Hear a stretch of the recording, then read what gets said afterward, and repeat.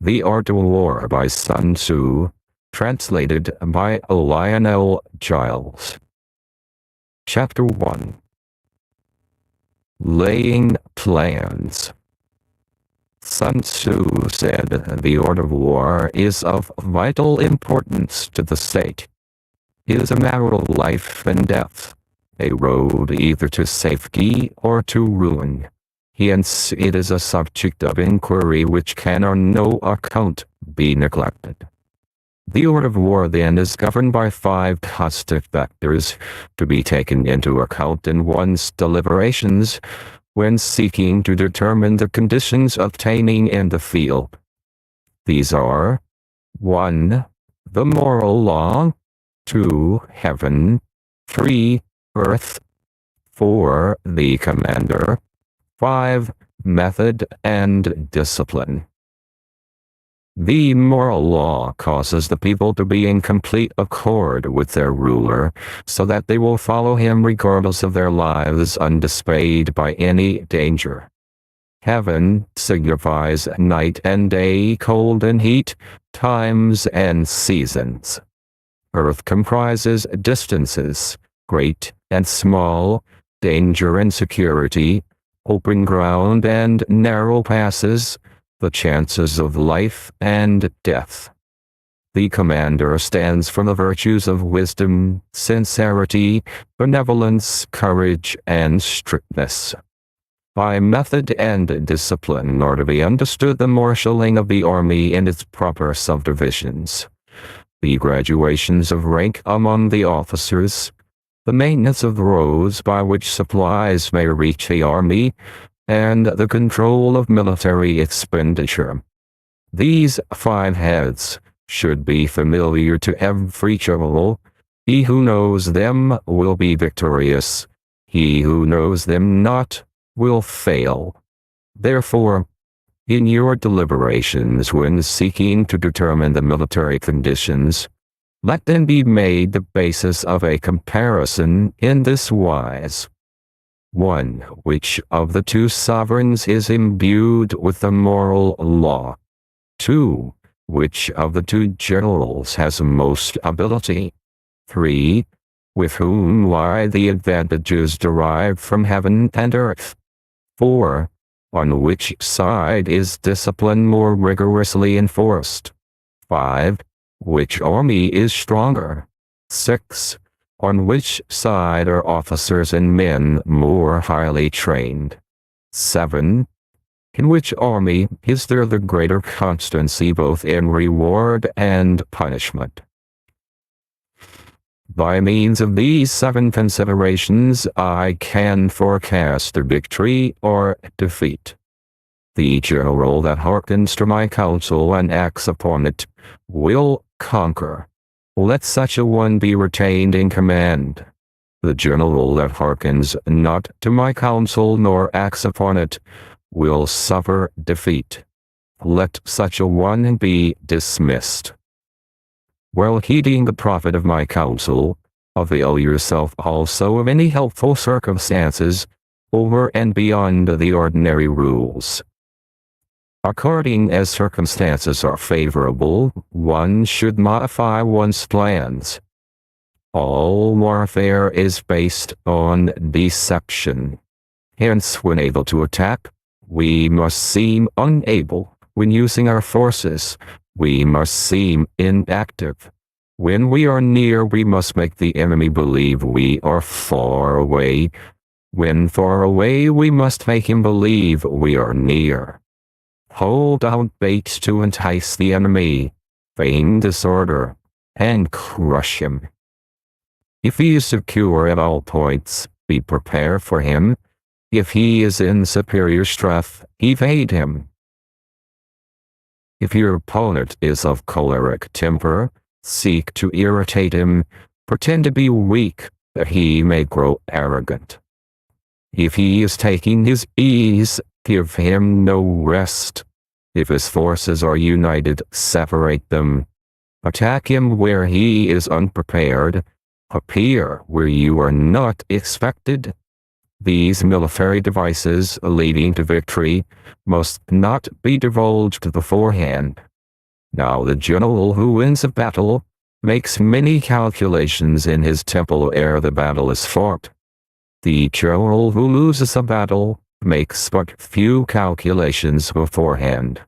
Thus do many calculations lead to victory, and few calculations to defeat. How much more no calculation at all? It is by attention to this point that I can foresee who is likely to win or lose. Chapter 2: Waging War.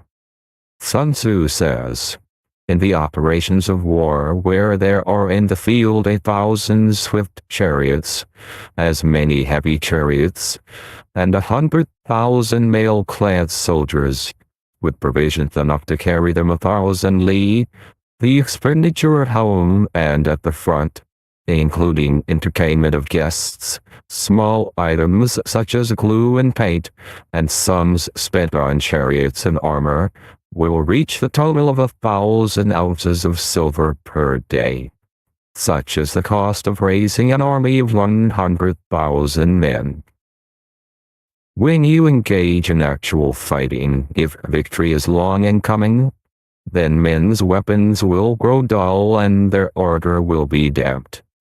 If you lay siege to a town, you will exhaust your strength.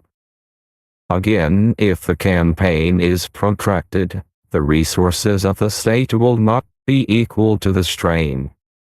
Now, when your weapons are dulled, with your ardor damped, your strength exhausted, and your treasure spent, other chieftains will spring up to take advantage of your extremity. Then no man, however wise, will be able to avert the consequences that must ensue. Thus, though we have heard of stupid haste in war, cleverness has never been seen associated with long delays. There is no instance of a country having benefited from prolonged warfare. It is only one who is thoroughly acquainted with the evils of war, but can thoroughly understand the profitable way of carrying it on. The skillful soldier does not raise a second levy, neither are his supply wagons loaded more than twice. Bring war material with you from home, but forage on the enemy. Thus the army will have food enough for its needs. Poverty of the state exchequer causes an army to be maintained by contributions from a distance. Contributing to maintain an army at a distance causes the people to be impoverished. On the other hand, the proximity of an army causes prices to go up, and high prices cause the people's substance to be drained away. When their substance is drained away, the peasantry will be afflicted by heavy exactions. With this loss of substance and exhaustion of strength, the homes of the people will be stripped bare and 3/10 of their income will be dissipated, while government expenses for broken chariots, worn-out horses, breastplates and helmets, bows and arrows, spears and shields, protective mantles, draft oxen and heavy wagons, will amount to 4/10 of its total revenue. Hence, a wise general makes a point of foraging on the enemy. 1 cartload of enemy's provisions is equivalent to 20 of one's own, and likewise a single picul of his provender is equivalent to 20 from one's own store. Now, in order to kill the enemy, our men must be roused to anger. That there may be advantage from defeating the enemy, they must have their rewards. Therefore, in chariot fighting, when 10 or more chariots have been taken, those should be rewarded who took the first. Our own flags should be substituted for those of the enemy, and the chariots mingled and used in conjunction with ours. The captured soldiers should be kindly treated and kept. This is called using the conquered foe to augment one's own strength. In war, then, Let your great object be victory, not lengthy campaigns. Thus it may be known that the leader of armies is the arbiter of the people's fate, the man on whom it depends whether the nation shall be in peace or in peril. Chapter 3: Attack by Stratagem. Sun Tzu said, "In the practical art of war, the best thing of all is to take the enemy's country whole and intact. To shatter and destroy it is not so good. So too it is better to recapture an army entire than to destroy it, to capture a regiment, a detachment, or a company entire, than to destroy them. Hence to fight and conquer in all your battles is not supreme excellence. Supreme excellence consists in breaking the enemy's resistance without fighting. Thus the highest form of generalship is to balk the enemy's plans. The next best is to prevent the injunction of the enemy's forces. The next in order is to attack the enemy's army in the field. And the worst policy of all is to besiege walled cities. The rule is not to besiege walled cities if it can possibly be avoided. The preparation of mantlets, movable shelters, and various implements of war will take up 3 whole months, and the piling up of mounds over against the wall will take 3 months more. The general, unable to control his irritation, will launch his men to the assault like swarming ants, with the result that 1/3 of his men are slain while the town still remains untaken. Such are the disastrous effects of a siege. Therefore the skillful leader subdues the enemy's troops without any fighting. He captures their cities without laying siege to them. He overthrows their kingdom without lengthy operations in the field. With his forces intact, he will dispute the mastery of the empire, and thus, without losing a man, his triumph will be complete. This is the method of attacking by stratagem.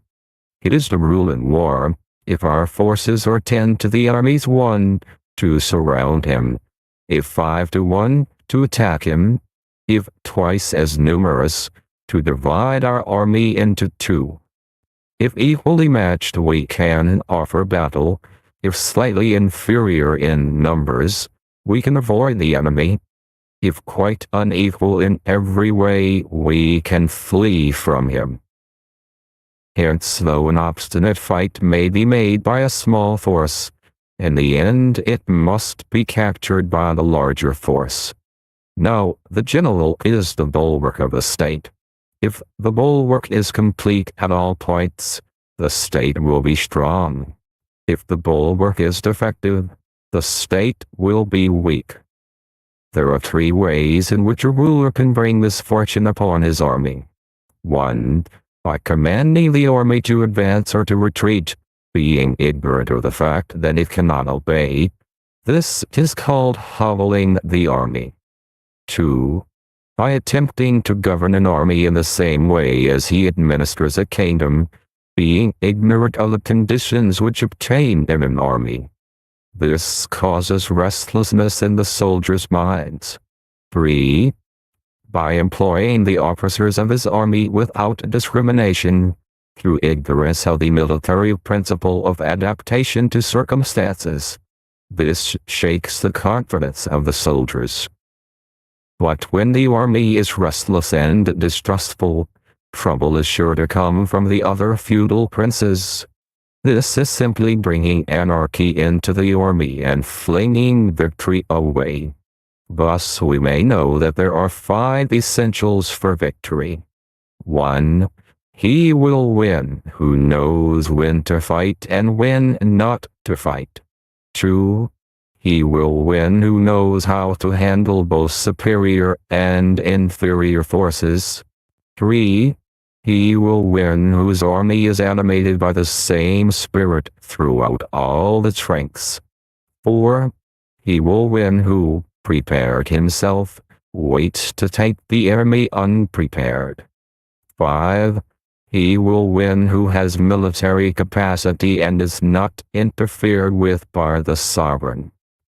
Hence the saying, if you know the enemy and know yourself, you need not fear the result of 100 battles.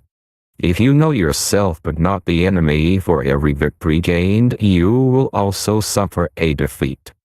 If you know neither the enemy nor yourself, you will succumb in every battle. Chapter 4. Tactical Dispositions. Sun Tzu said, "The good fighters of old first put themselves beyond the possibility of defeat, and then waited for an opportunity of defeating the enemy.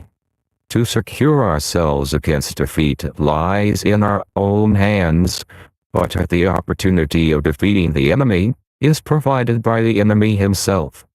Thus the good fighter is able to secure himself against defeat, but cannot make certain of defeating the enemy. Hence the saying, one may know how to conquer without being able to do it." Security against defeat implies defensive tactics. Ability to defeat the enemy means taking the offensive. Standing on the defensive indicates insufficient strength. Attacking, a superabundance of strength. The general who is skilled in defense hides in the most secret recesses of the earth. He who is skilled in attack flashes forth from the topmost heights of heaven. Thus, on the one hand, we have the ability to protect ourselves, on the other, a victory that is complete. To see victory only when it is within the ken of a common herd is not the acme of excellence. Neither is it the acme of excellence if you fight and conquer, and the whole empire says, "Well done." To lift an autumn hair is no sign of great strength. To see the sun and moon is no sign of sharp sight. To hear the noise of thunder is no sign of a quick ear. What the ancients called a clever fighter is one who not only wins but excels in winning with ease. Hence his victories bring him neither reputation for wisdom nor credit for courage. He wins his battles by making no mistakes. Making no mistakes is what establishes the certainty of victory, for it means conquering an enemy that is already defeated. Hence, the skillful fighter puts himself into a position which makes defeat impossible, and does not miss the moment for defeating the enemy. Thus it is that in war, the victorious strategist only seeks battle after the victory has been won, whereas he who is destined to defeat first fights and afterwards looks for victory. The consummate leader cultivates the moral law and strictly adheres to method and discipline. Thus it is in his power to control success. In respect of military method, we have firstly, measurement, secondly, estimation of quantity, thirdly, calculation, fourthly, balancing of chances, fifthly, victory. Measurement owes its existence to earth. Estimation of quantity to measurement, calculation to estimation of quantity, balancing of chances to calculation, and victory to balancing of chances.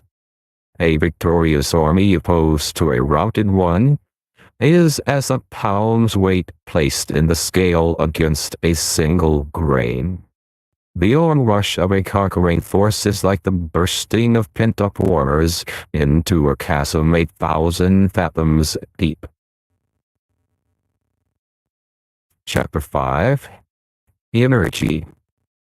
Sun Tzu said, "The control of a large force is the same principle as the control of a few men. It is merely a question of dividing up their numbers. Fighting with a large army under your command is nowise different from fighting with a small one. It is merely a question of instituting signs and signals. To ensure that your whole host may withstand the brunt of the enemy's attack and remain unshaken, this is effected by maneuvers direct and indirect. That the impact of your army may be like a grindstone dashed against an egg. This is effected by the science of weak points and strong. In all fighting, the direct method may be used for journey battle, but indirect methods will be needed in order to secure victory. Indirect tactics efficiently applied are inexhaustible as heaven and earth, unending as the flow of rivers and streams, like the sun and moon, they end but to begin anew. Like the four seasons, they pass away to return once more. There are not more than 5 musical notes, yet the combination of these 5 give rise to more melodies than can ever be heard. There are not more than 5 primary colors, blue, yellow, red, white, and black, yet in combination they produce more hues than can ever be seen. There are not more than 5 cardinal tastes, sour, acrid, salt, sweet, bitter. Yet combinations of them yield more flavors than can ever be tasted. In battle, there are not more than 2 methods of attack, the direct and the indirect. Yet these 2 in combination give rise to an endless series of maneuvers. The direct and the indirect lead on to each other in turn. It is like moving in a circle. You never come to an end. Who can exhaust the possibilities of their combination? The onset of troops is like the rush of a torrent, which will even roll stones along in its course. The quality of decision is like the well-timed swoop of a falcon, which enables it to strike and destroy its victim.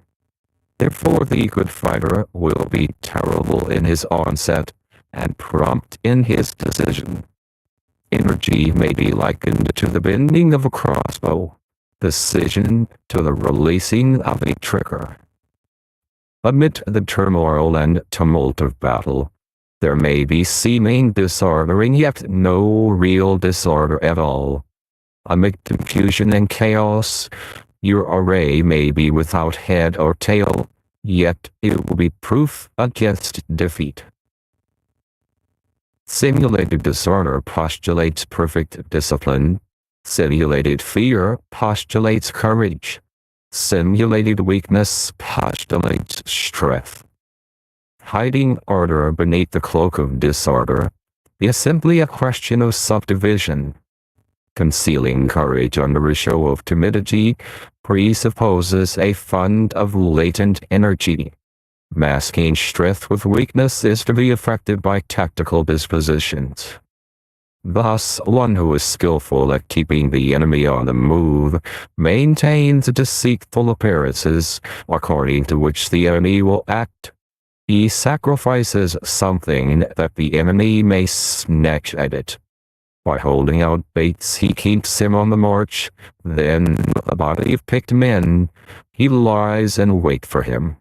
The clever combatant looks to the effect of combined energy, and does not require too much from individuals, hence his ability to pick out the right men and utilize combined energy.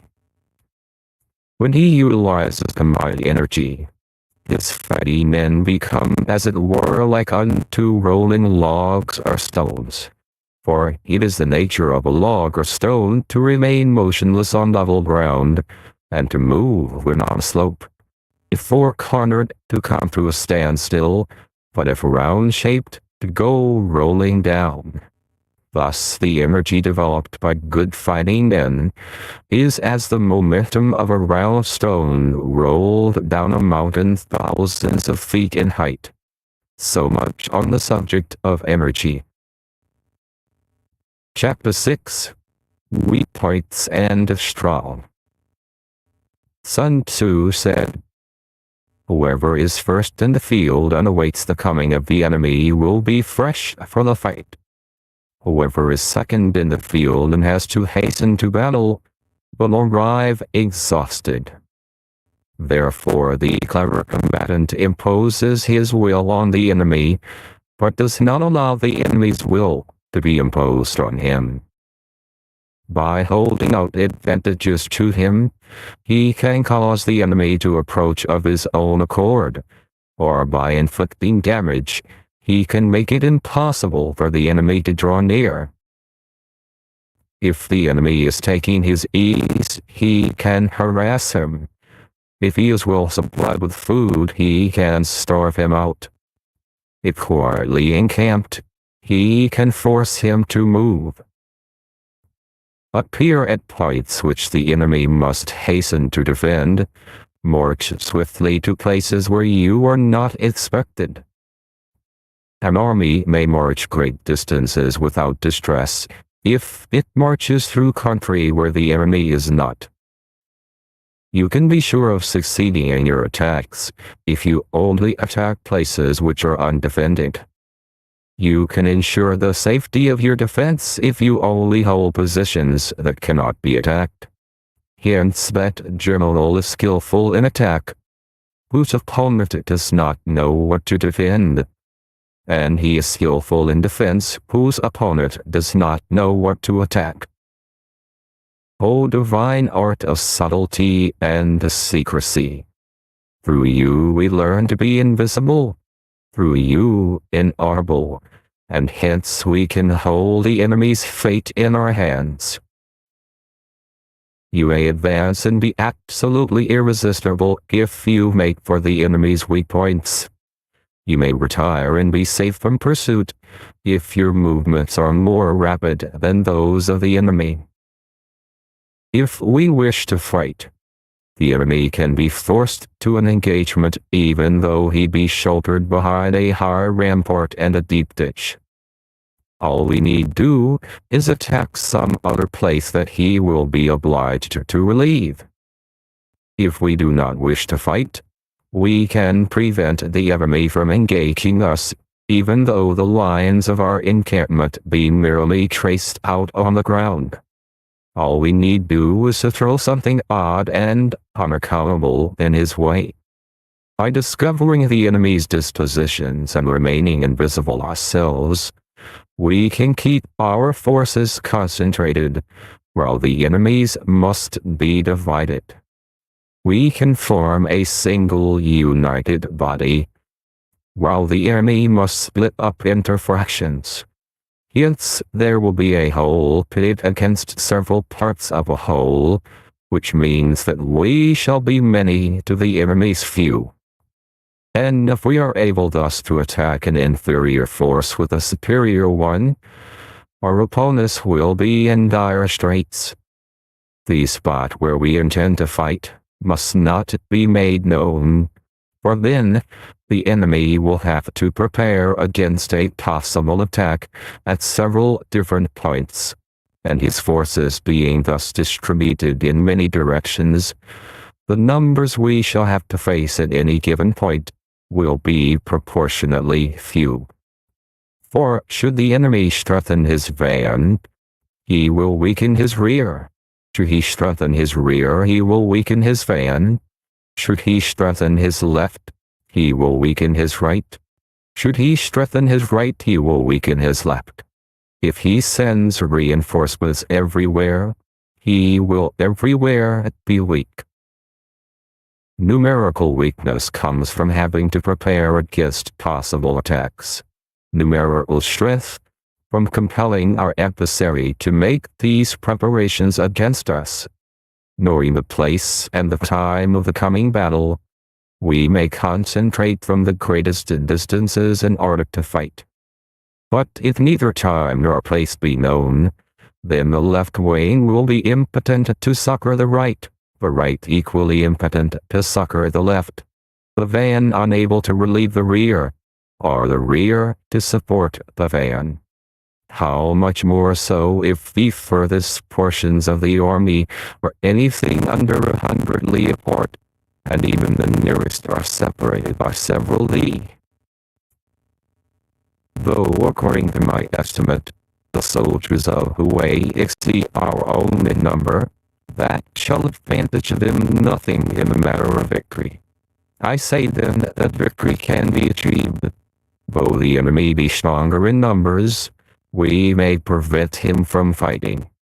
Scheme so as to discover his plans and the likelihood of their success. Rouse him and learn the principle of his activity or inactivity. Force him to reveal himself so as to find out his vulnerable spots. Carefully compare the opposing methods be regulated by the infinite variety of difficult. The difficulty of tactical maneuvering consists in turning the devious into the direct, and misfortune into gain. Thus, to take a long and circuitous route, after enticing the enemy out of the way, and though starting after him, to contrive to reach the goal before him, shows knowledge of the artifice of deviation. Maneuvering with an army is advantageous, with an undisciplined multitude most dangerous. If you set a fully equipped army in march in order to snatch an advantage, the chances are that you will be too late. On the other hand, to detach a flying column for the purpose involves the sacrifice of its baggage and stores.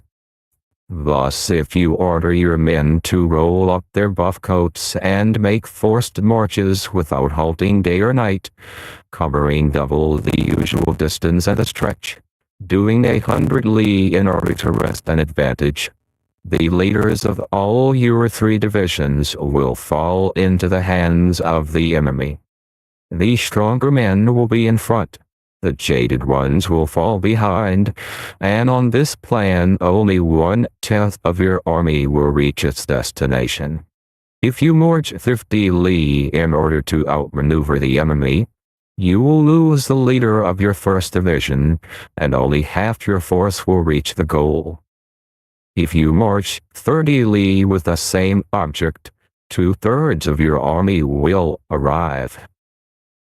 We will take it then that an army without its baggage train is lost. Without provisions, it is lost. Without bases of supply, it is lost.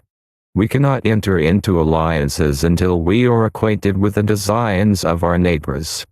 We are not fit to lead an army on the march unless we are familiar with the face of the country, its mountains and forests, its pitfalls and precipices, its marshes and swamps. We shall be unable to turn natural advantage to account unless we make use of local guides. In war, practice dissimulation and you will succeed. Whether to concentrate or to divide your troops must be decided by circumstances. Let your rapidity be that of the wind, your compactness that of the forest. In raiding and plundering be like fire, in immovability like a mountain. Let your plans be dark and impenetrable as night, and when you move, fall like a thunderbolt. When you plunder a countryside, let the spoil be divided amongst your men. When you capture new territory, cut it up into allotments for the benefit of the soldiery. Ponder and deliberate before you make a move.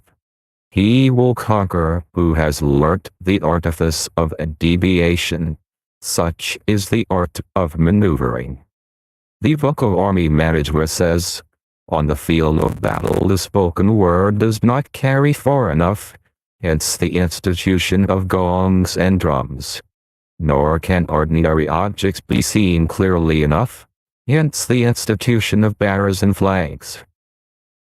Gongs and drums, banners and flags, are means whereby the ears and eyes of the host may be focused on one particular point. the host, thus forming a single united body. It is impossible either for the brave to advance alone, or for the cowardly to retreat alone. This is the art of handling large masses of men. In night fighting then make much use of signal fires and drums, and in fighting by day of flags and banners, as a means of influencing the ears and eyes of your army. A whole army may be robbed of its spirit. A commander-in-chief may be robbed of his presence of mind.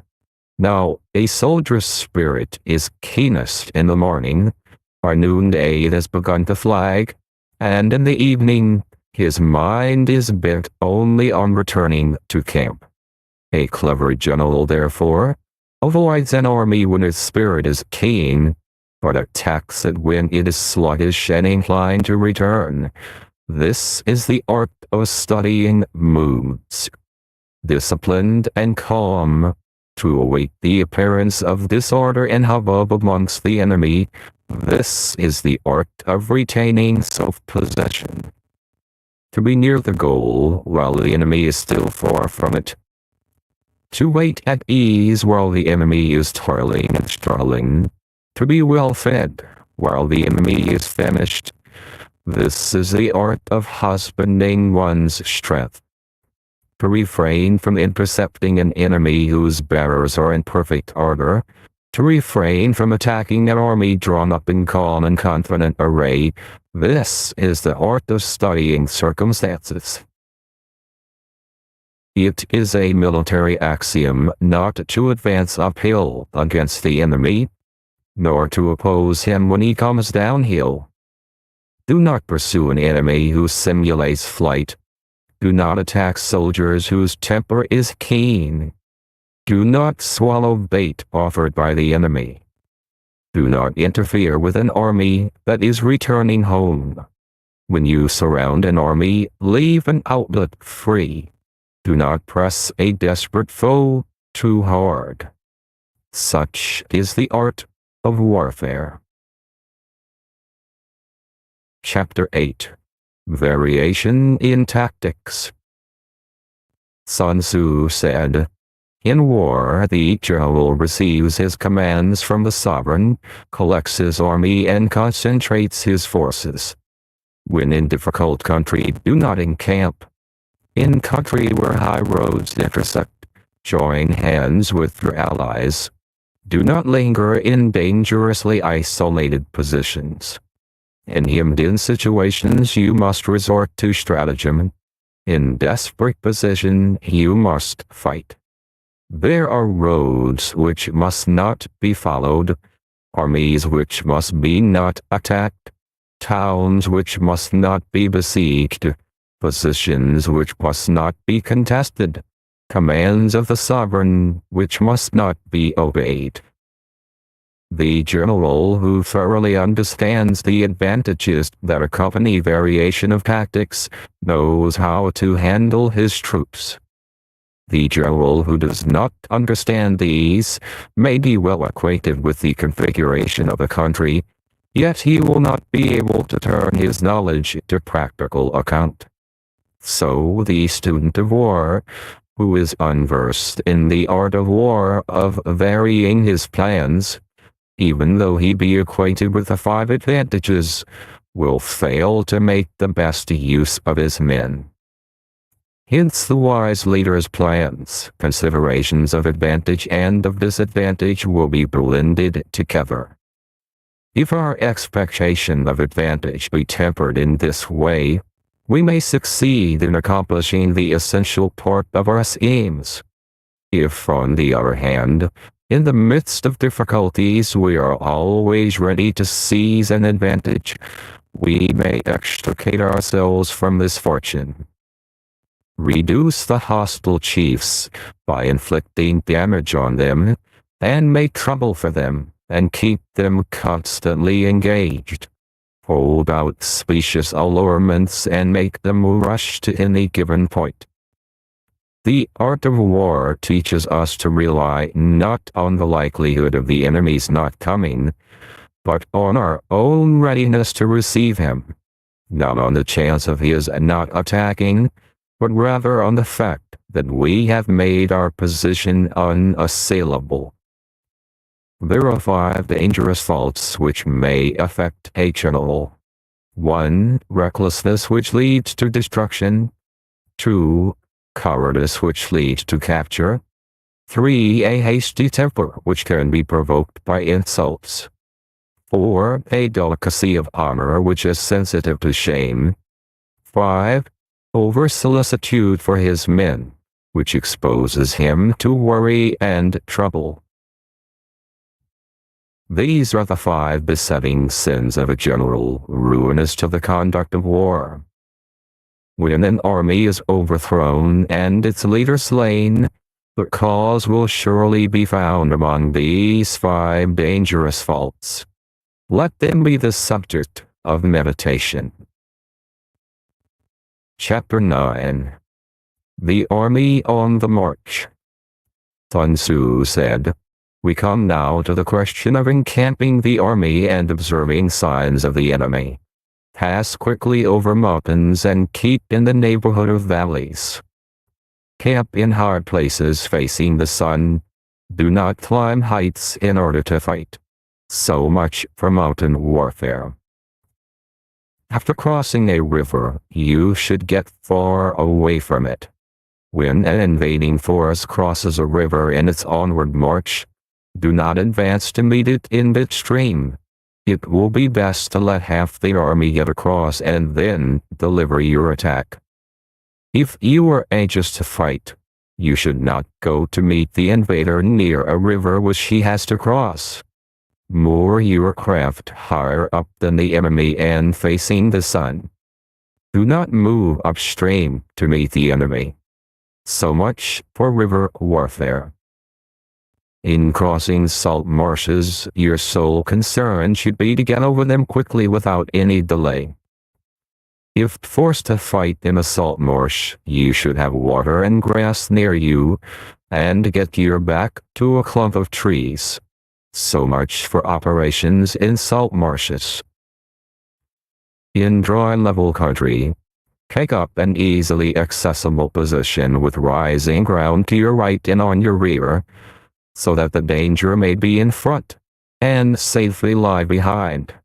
So much for campaigning in flat country. There are 4 useful branches of military knowledge, which enabled the Yellow Emperor to vanquish 4 several sovereigns. All armies prefer high ground to low and sunny places to dark. If you are careful of your men and camp on hard ground, the army will be free from disease of every kind, and this will spell victory. When you come to a hill or a bank, occupy the sunny side with a slope on your right rear. Thus, you will at once act for the benefit of your soldiers and utilize the natural advantages of the ground. When, in consequence of heavy rains up country, a river which you wish to ford is swollen and flecked with foam, you must wait until it subsides.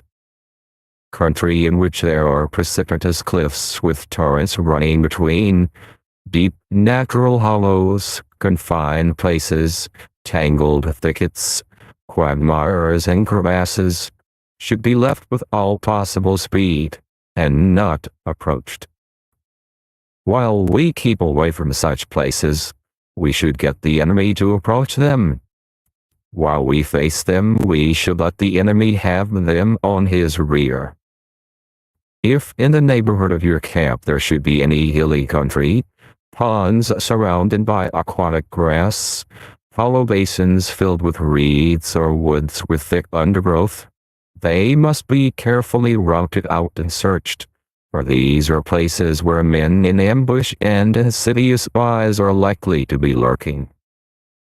When the enemy is close at hand and remains quiet, he is relying on the natural strength of his position. When he keeps aloof and tries to provoke a battle, he is anxious for the other side to advance. If his place of encampment is easy of access, he is tendering a bait. Movement amongst the trees of a forest shows that the enemy is advancing. The appearance of a number of screens in the midst of thick grass means that the enemy wants to make us suspicious. The rising of birds in their flight is a sign of an ambuscade. Startled beasts indicate that a sudden attack is coming. When there is dust rising in a high column, it is a sign of chariots advancing. When the dust is low but spread over a wide area, it betokens the approach of infantry. When it branches out in different directions, it shows that parties have been sent to collect firewood. A few clouds of dust moving to and fro signify that the army is encamping. Humble words and increased preparations are signs that the enemy is about to advance. Violent language and driving forward as if to attack are signs that he will retreat. When the light chariots come out first and take up position on the wings, it is a sign that the enemy is forming for battle. Peace proposals unaccompanied by a sworn covenant indicate a plot. When there is much rain about and the soldiers fall into rank, it means that the critical moment has come. When some are seen advancing and some retreating, it is a lure. When the soldiers stand leaning on their spears, they are faint from want of food. If those who are set to draw water begin by drinking themselves, the army is suffering from thirst. If the enemy sees an advantage to be gained and makes no effort to secure it, the soldiers are exhausted. If birds gather on any spot, it is unoccupied. Clamor by night betokens nervousness. If there is disturbance in the camp, the general's authority is weak. If the banners and flags are shifted about, sedition is afoot. If the officers are angry, it means that the men are weary. When an army feeds its horses with grain and kills its cattle for food, and when the men do not hang their cooking pots over the campfires, showing that they will not return to their tents, you may know that they are determined to fight to the death. The sight of men whispering together in small knots or speaking in subdued tones points to disaffection amongst the rank and file. Too frequent rewards signify that the enemy is at the end of his resources. Too many punishments betray a condition of dire distress. To begin by bluster, but afterwards to take fright at the enemy's numbers, shows a supreme lack of intelligence. When envoys are sent with compliments in their mouths, it is a sign that the enemy wishes for a truce. If the enemy's troops march up angrily and remain facing ours for a long time without either joining battle or taking themselves off again, the situation is one that demands great vigilance and circumspection. If our troops are no more in number than the enemy, that is amply sufficient. It only means that no direct attack can be made. What we can do is simply to concentrate all our available strength, keep a close watch on the enemy, and obtain reinforcements. He who exercises no forethought but makes light of his opponents is sure to be captured by them. If soldiers are punished before they have grown attached to you, they will not prove submissive. And unless submissive, then will be practically useless. If, when soldiers have become attached to you, punishments are not enforced, they will still be useless. Therefore, soldiers must be treated in the first instance with humanity, but kept under control by means of iron discipline. This is a certain road to victory. If in training soldiers' commands are habitually enforced, the army will be well disciplined. If not, its discipline will be bad. If a general shows confidence in his men but always insists on his orders being obeyed, the gain will be mutual.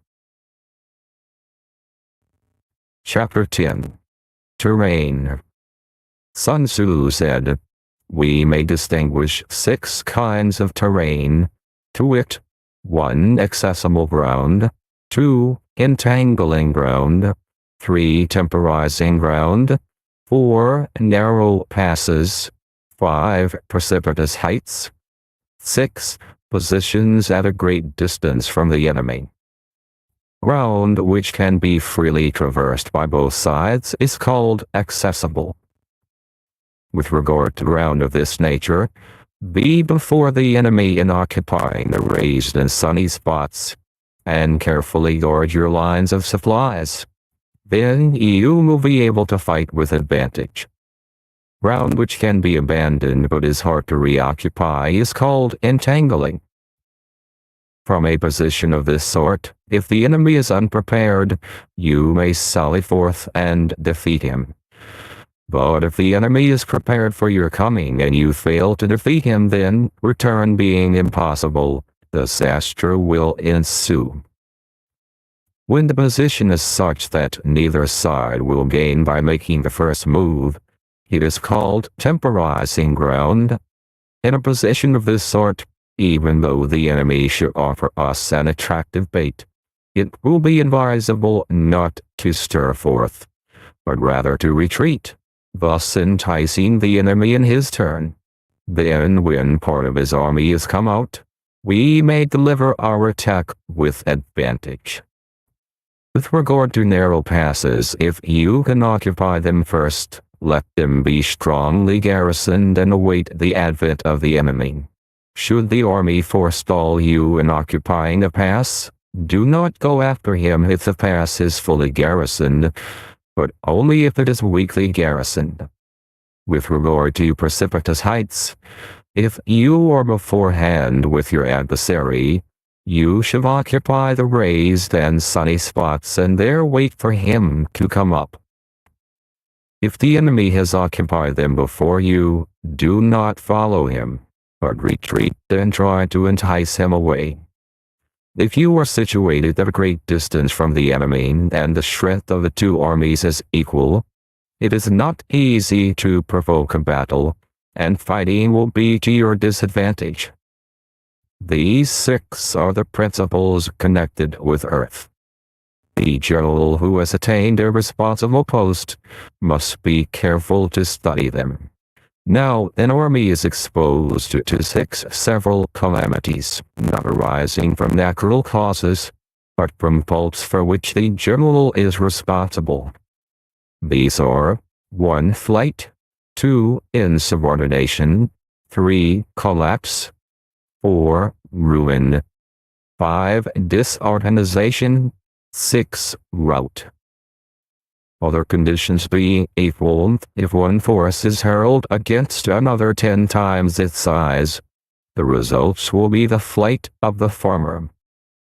When the common soldiers are too strong and their officers too weak, the result is insubordination. When the officers are too strong and the common soldiers too weak, the result is collapse.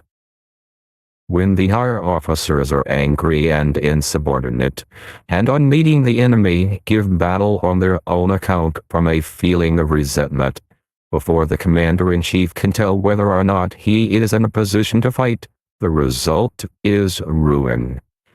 When the general is weak and without authority, when his orders are not clear and distinct, when there are no fixed duties assigned to officers and men, and the ranks are formed in a slovenly, haphazard manner, the result is utter disorganization.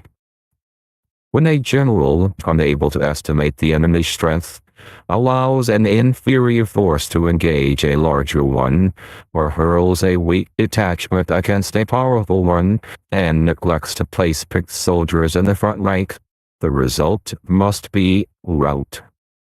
There are 6 ways of courting defeat, which must be carefully noted by the general who has attained a responsible post. The natural formation of the country is the soldier's best ally, a power of estimating the adversary, of controlling the force of victory, and of shrewdly calculating difficulties, dangers, and distances, constitutes the test of a great general. He who knows these things and in fighting puts his knowledge into practice will win his battles. He who knows them not nor practices them will surely be defeated. If fighting is sure to result in victory, then you must fight, even though the ruler forbid it. If fighting will not result in victory, then you must not fight even at the ruler's bidding. The general who advances without coveting fame and retreats without fearing disgrace, whose only thought is to protect his country and do good service for his sovereign, is the jewel of the kingdom.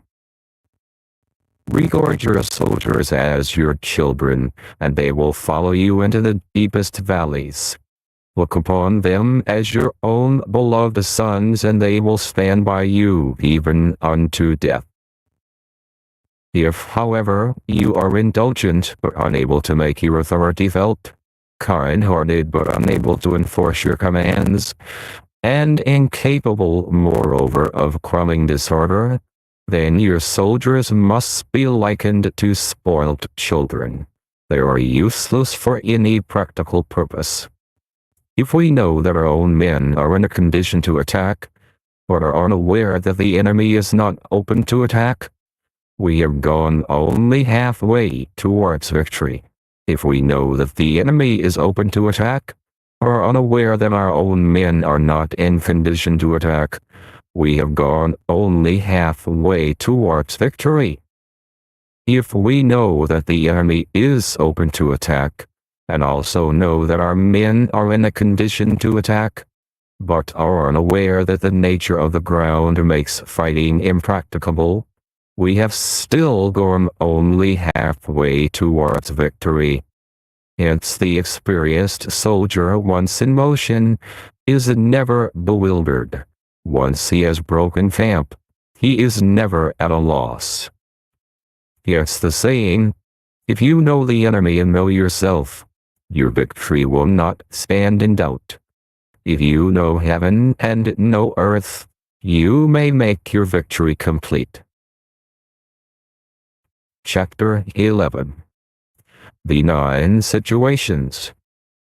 Sun Tzu said, the art of war recognizes 9 varieties of ground: dispersive ground, facile ground, contentious ground, open ground, ground of intersecting highways, serious ground, difficult ground, hemmed-in ground, desperate ground. When a chieftain is fighting in his own territory, it is dispersive ground. When he has penetrated into hostile territory, but to no great distance, it is facile ground. Ground the possession of which imports great advantage to either side is contentious ground. Ground on which each side has liberty of movement is open ground.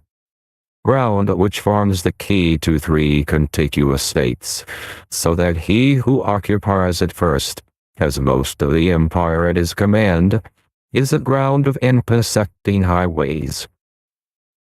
When an army has penetrated into the heart of a hostile country, leaving a number of fortified cities in its rear, it is serious ground. Mountain forests, rugged steeps, marshes, and fens, all country that is hard to traverse, this is difficult ground.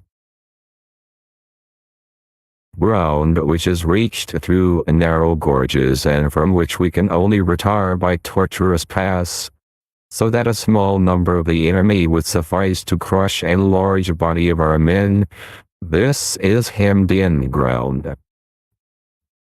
Ground on which we can only be saved from destruction by fighting without delay is desperate ground. On dispersive ground, therefore, fight not. On facile ground, On the ground of intersecting highways, join hands with your allies. On serious ground, gather in plunder. In difficult ground, keep steadily on the march. On hemmed-in ground, resort to stratagem. On desperate ground, fight. Those who were called skillful leaders of old knew how to drive a wedge between the enemy's front and rear, to prevent cooperation between his large and small divisions, to hinder the good troops from rescuing the bad, the officers from rallying their men. When the enemy's men were united, they managed to keep them in disorder. When it was to their advantage, they made a forward move. When otherwise, they stopped still. If asked how to cope with a great host of the enemy in orderly array and on the point of marching to the attack, I should say, begin by seizing something which your opponent holds dear. Then he will be amenable to your will. Rapidity is the essence of war. Take advantage of the enemy's unreadiness. Make your way by unexpected routes and attack unguarded spots. The following are the principles to be observed by an invading force.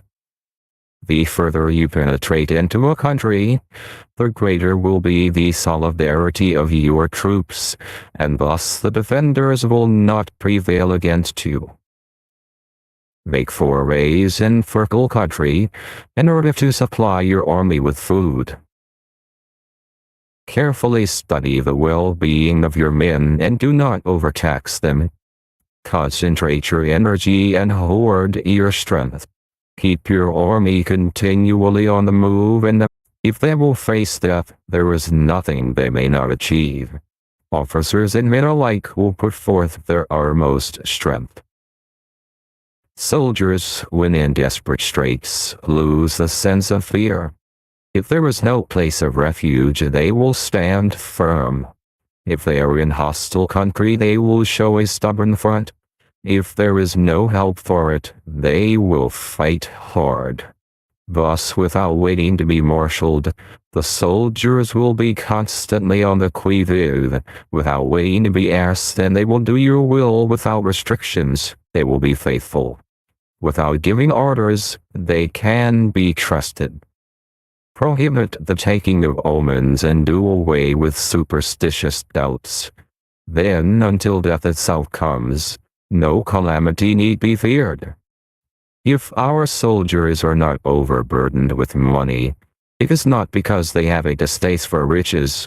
If their lives are not unduly long, it is not because they are disinclined to longevity. On the day they are ordered out to battle, your soldiers may weep. Those sitting up, bedewing their garments, and those lying down, letting the tears run down their cheeks. But let them once be brought to bay, and they will display the courage of a Chu or Kui. The skillful tactician may be likened to a Shuijan. Now the Shuijan is a snake that is found in the Cheong Mountains. Strike at its head and you will be attacked by its tail. Strike at its tail and you will be attacked by its head. Strike at its middle and you will be attacked by head and tail both. Asked if an army can be made to imitate the Shuijan, I should answer yes. For the men of Wu and the men of Hui are enemies. Yet, if they are crossing a river in the same boat and are caught by a storm, they will come to each other's assistance, just as the left hand helps the right. Hence, it is not enough to put one's trust in the tethering of horses and the burying of chariot wheels in the ground. The principle on which to manage an army is to set up one standard of courage which all must reach. How to make the best of both strong and weak? That is a question involving the proper use of ground. Thus the skillful general conducts his army just as though he were leading a single man, willy-nilly by the hand. It is the business of a general to be quiet, and thus ensure secrecy, upright and just, and thus maintain order. He must be able to mystify his officers and men by false reports and appearances, and thus keep them in total ignorance. By altering his arrangements and changing his plans, he keeps the enemy without definite knowledge. By shifting his camp and taking circuitous routes, he prevents the enemy from anticipating his purpose.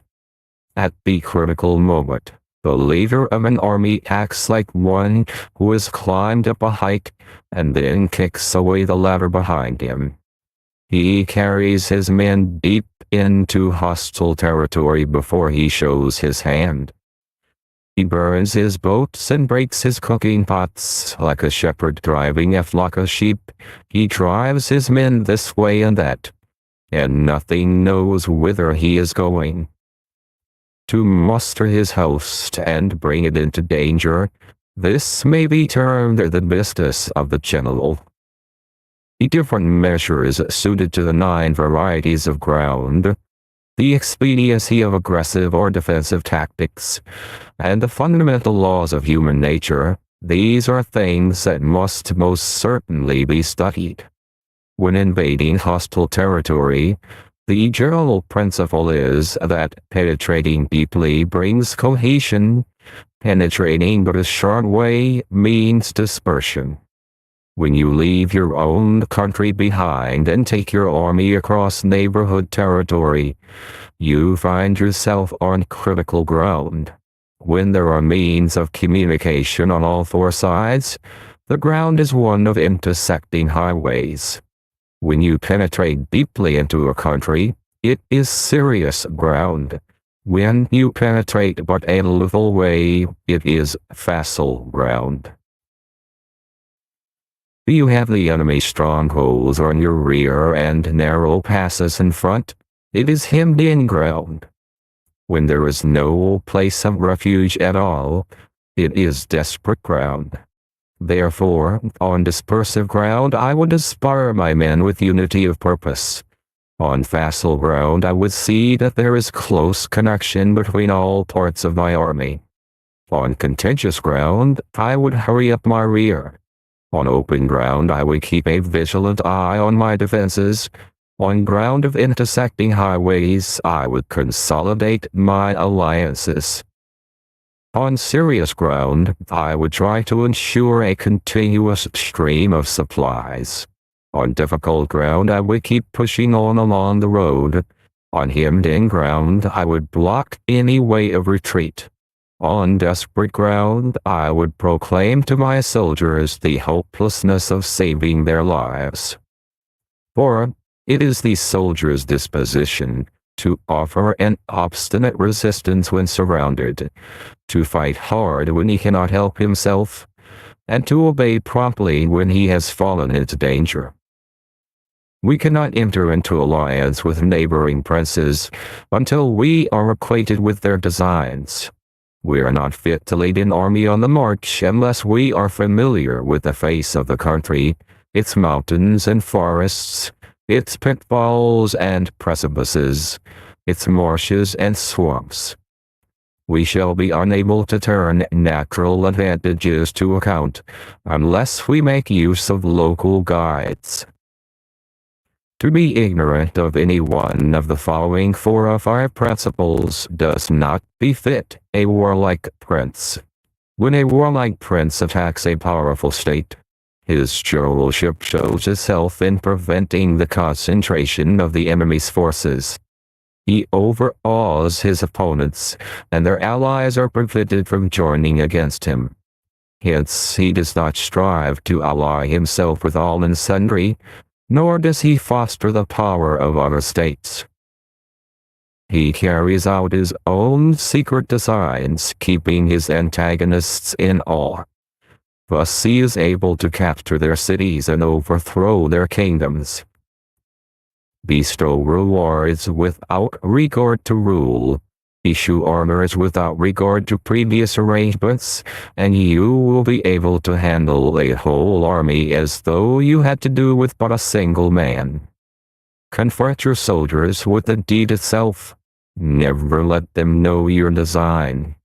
When the outlook is bright, bring it before their eyes, but tell them nothing when the situation is gloomy. Place your army in deadly peril, and it will survive. Plunge it into desperate straits, and it will come off in safety. For it is precisely when a force has fallen into harm's way that it is capable of striking a blow for victory. Success in warfare is gained by carefully accommodating ourselves to the enemy's purpose. By persistently hanging on the enemy's flank, we shall succeed in the long run in killing the commander-in-chief. This is called ability to accomplish a thing by sheer cunning.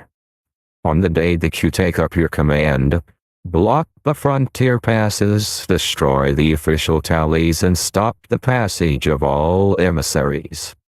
Be stern in the council chamber so that you may control the situation. If the enemy leaves the door open, you must rush in. Forestall your opponent by seizing what he holds dear, and subtly contrive to time his arrival on the ground. Walk in the path defined by rule, and accommodate yourself to the enemy until you can fight a decisive battle.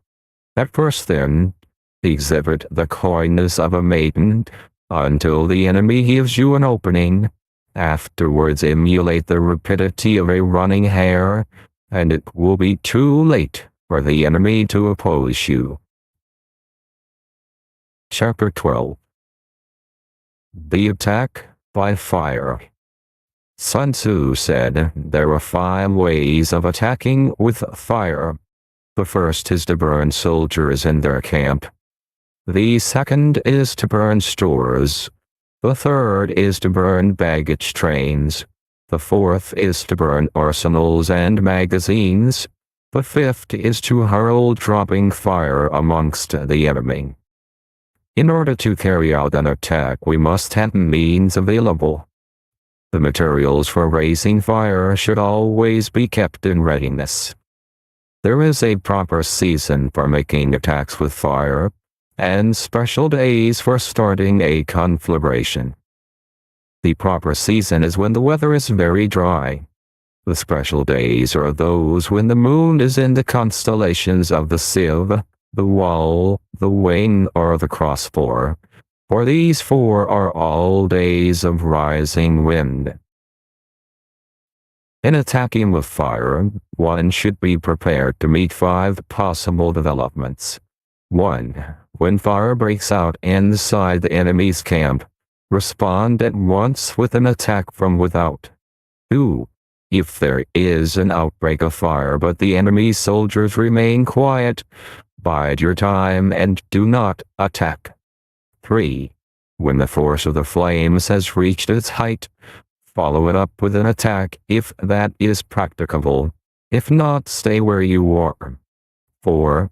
If it is possible to make an assault with fire from without, do not wait for it to break out within, but deliver your attack at a favorable moment. 5. When you start a fire, be to windward of it. Do not attack from the leeward.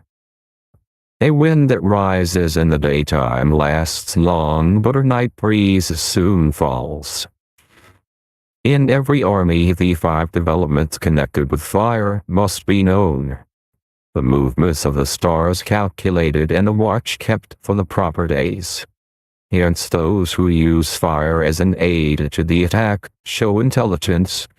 Those who use water as an aid to the attack gain an accession of strength. By means of water, an enemy may be intercepted but not robbed of all his belongings. Unhappy is the fate of one who tries to win his battles and succeed in his attacks without cultivating the spirit of enterprise, for the result is waste of time and general stagnation. Hence the saying, the enlightened ruler lays his plans well ahead, the good general cultivates his resources. Move not unless you see an advantage. Use not your troops unless there is something to be gained. Fight not unless the position is critical. No ruler should put troops into the field merely to gratify his own spleen. No general should fight a battle simply out of pique. If it is to your advantage, make a forward move. If not, stay where you are. Anger may in time change to gladness. Vexation may be succeeded by content. But a kingdom that has once been destroyed can never come again into being, nor can the dead ever be brought back to life. Hence the enlightened ruler is heedful and the good general full of caution. This is the way to keep a country at peace and an army intact.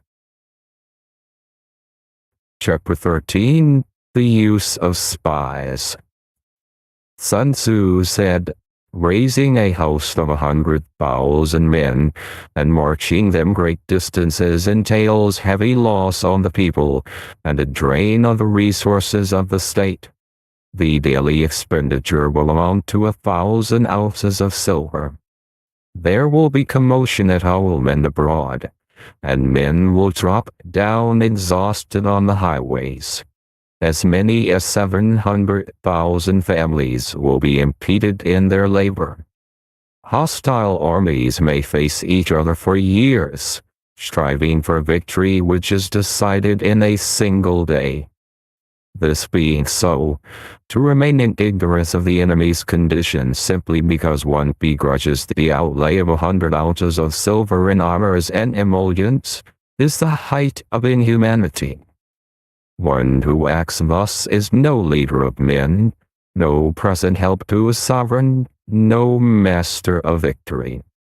Thus, what enables the wise sovereign and the good general to strike and conquer and achieve things beyond the reach of ordinary men is foreknowledge.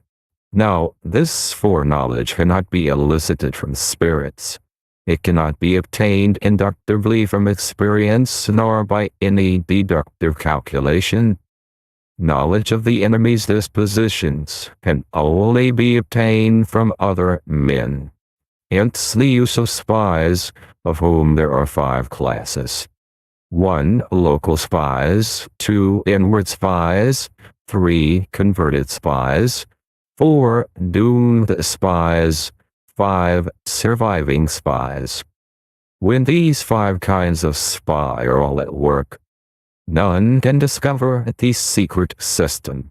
This is called divine manipulation of the threads. It is the sovereign's most precious faculty. Having local spies means employing the services of the inhabitants of a district. Having inward spies, making use of officials of the enemy. Having converted spies, getting hold of the enemy's spies and using them for our purposes. Having doomed spies, doing certain things openly for purposes of deception, and allowing our spies to know of them and report them to the enemy. Surviving spies, finally, are those who bring back news from the enemy's camp. Hence it is that none in the whole army are more intimate relations to be maintained than with spies. None should be more liberally rewarded. In no other business should greater secrecy be preserved. Spies cannot be usefully employed without certain intuitive sagacity. They cannot be properly managed without benevolence and straightforwardness. Without subtle ingenuity of mind, one cannot make certain of the truth of their reports. Be subtle, and use your spies for every kind of business. If a secret piece of news is divulged by a spy before the time is ripe, he must be put to death together with the man to whom the secret was told.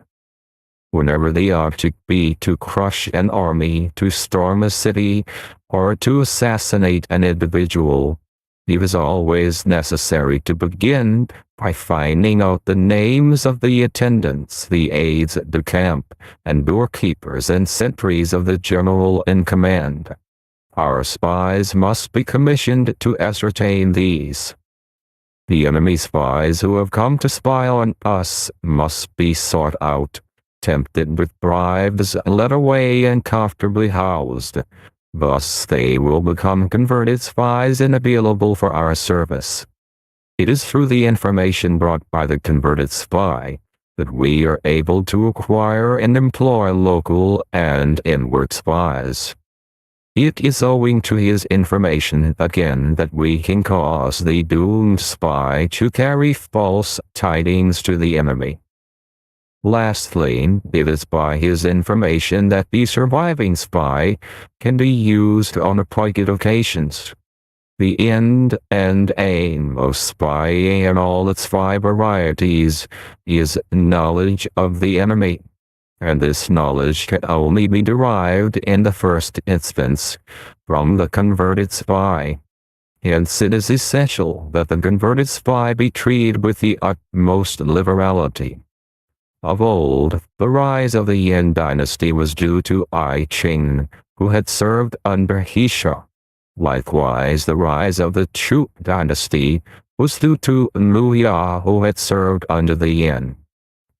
Hence, it is only the enlightened ruler and the wise general who will use the highest intelligence of the army for purposes of spying, and thereby they achieve great results.